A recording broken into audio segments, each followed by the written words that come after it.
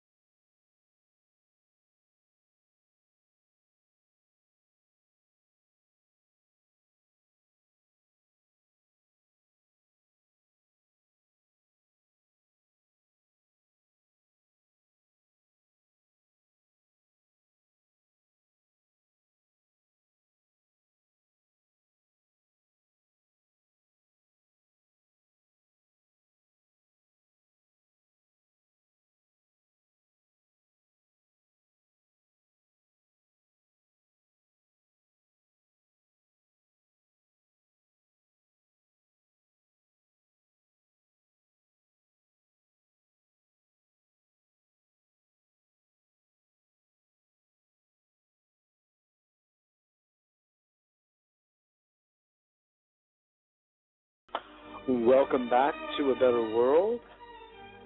This is your host, Mitchell J. Rabin. Thank you, Mozart. It was wonderful to have you opening us up. And if I can figure out how to turn it off, we'll all be better off. We'll see. Anyway, I'm very glad you're joining us again today for what will be another, I pray, interesting show. I believe it will be because the guest today and I will be having a lively discussion about matters that are very dear to each of our hearts. It has to do with the whole idea of creating a healthy, happy, harmonious, sustainable society. And who is it that does it? What are the requirements inwardly, if you will? The revamping of values, the awakening of consciousness that it really takes to run a world, if you will, that is in accordance with nature, not in accordance with ego. And when we do that, when we run a world, so to speak, when we allow ourselves, in the sense, to be engaged by our higher self, to move in a direction of building an economy and a body politic and a social order, so to speak, that is with the higher intelligence running the ship, really, then things can really work out harmoniously. But when human greed is the governor, we're in trouble. And, human greed is actually a very unnatural phenomenon. And even neuroscience is beginning to really support that notion. What we see through neuroscientific investigation these days is that cooperation, getting along, and being with one another in a way that supports life as a group, that's what social grouping is all about. The tribe, the clan, the family. We are, in a sense, it's incumbent upon us to harmonize ourselves so we can be in harmony with nature for food and for our sustenance. That's the game. And today, to discuss this really valuable subject with me is Michael Pergola. Michael has a very interesting background. Michael Pergola is both holds a Master of Arts. He's got an MBA, so he's been a businessman, and a JD. He's a lawyer, business executive, worked in the banking industry for many years, is a teacher, an ordained interfaith minister as well. A little bit about him. In the wake of 9/11, he was one of 3 co-founders of One Spirit Learning Alliance. He's been a long-time student of consciousness, culture, and spiritual development, and he's pursued personal mastery and an understanding of people and creativity for some 30 years in order to bring the heritage of human wisdom into every aspect of life. My God, it's like a brother. Utilizing insights from the ancient wisdom traditions as well as from contemporary theories such as spiral dynamics, Don Beck we've had on the TV show some years back, the Enneagram, largely brought to us by the work and brilliance of George Ivanovich Gurdjieff, integral theory and systems dynamics. Michael works to accelerate the conscious evolution of individuals and groups in a way that incorporates heart and mind in a seamless whole. It's a beautiful description. And his latest work involves integral alignment. He is partnering with a group of others, collaborating with them to bring some very high-minded teachers to the New York area to offer workshops and the like. And this is all getting kicked off as we speak. In fact, this weekend there will be one of the very first, beginning with Terry Patton, Deborah Boyer, and Michael Pergola, the three of them, called Encountering the Beloved, Integral Practice to Liberate Your Soul. How beautiful, how beautiful. And that's taking place in New York City at the Alignment Center on West 30th Street, actually. And it's March 3rd and 4th, so please, if you're interested, contact us through our website at www.abetterworld.net. And I believe Michael informed me that a special arrangement is being made for listeners to this show who are members of the Better World community, which is easy. All you do is sign up at our website, and you can get more information. You'll get our weekly newsletter about our radio show on Progressive Radio Network, our radio show on Blog Talk Radio, and our TV show on Manhattan Neighborhood Network, which is on every Tuesday night. So Monday, Tuesday, and Wednesday are media nights for a better world across this planet. So for those of you who are interested in attending and spending this wonderful weekend with Terry Patton, Deborah Boyer, and Michael Pergola, who will be our guest in a little bit, just go to our website under events. You cannot miss it, upcoming events. So while we're waiting for Michael to arrive, he's got to land to get to a landline. We will pick up with him once he gets on the line.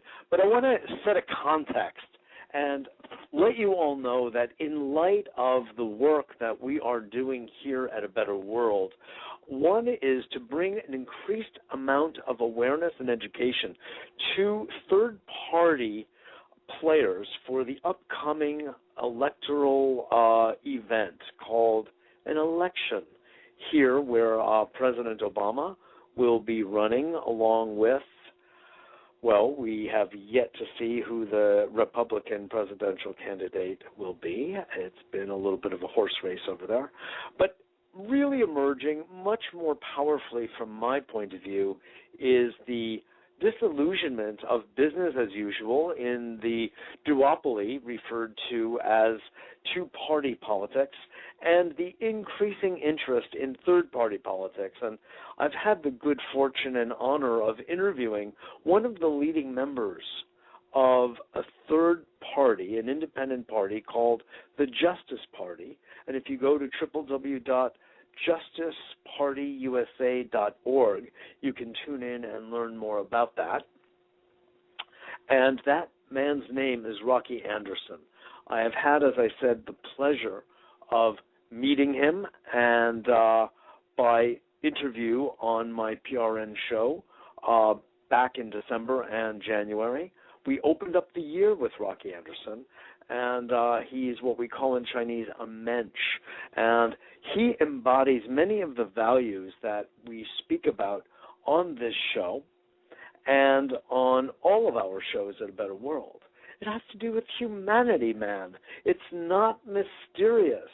What does it take for people to be good to one another and to form a society that is based on that quality of goodness?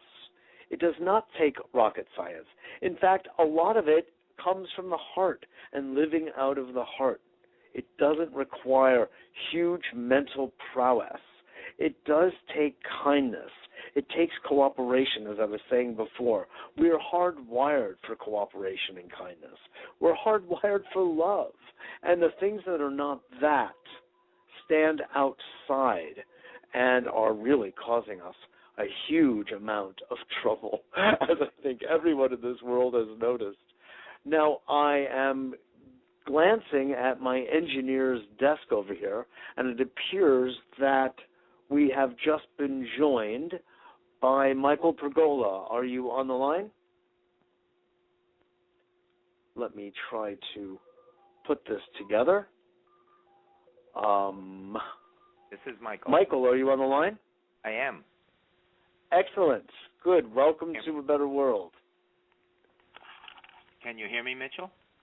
I can hear you fine. If you can speak up a little bit, it would be a stronger signal. Yes, that's better. Okay. Very good. I don't know what you may have heard of the introduction, but I gave a glowing report about you, Michael, and it's well-deserved. You've had an illustrious past of really contributing in so many ways to the upgrade of this world, to the transformation and education of consciousness among people in many different areas, from the banking world to, a seminary. It's really quite a wonderful integrated point of view that you have been bringing forward for a long time, and I think that's one of the things that is bringing us together. Yeah, well, I loved what you said a few minutes ago about that what we need in the world is a bit more kindness. Yes. Recently, a dear friend of mine, Sean Brawley, a very wonderful coach who works with the inner game, he told me that he'd come across the etymology of the word God, and that it was the secret mystery abiding in the inmost heart. The secret mystery abiding in the inmost heart. And that really beautiful. So relevant to what you were saying is necessary today to make a better world. Exactly. It really is. And since we're going to play the etymology game, which is one of my favorites, if you look at the word kind, it really comes from, as I understand, the German, where we get the word kin, and of course we get the idea of kindred spirit, and kindergarten, too. It's this idea of being close, being in one's ken, actually, which is in one's home, close to the hearth, which, of course, has embodied in it the idea of the heart. So if you really look at language, so much is really revealed to us about the nature of living a happy, healthy, vital human life. Yeah, and it really, I think it really comes down to realizing that in some fundamental sense, we're all part of the same family. We really are kin.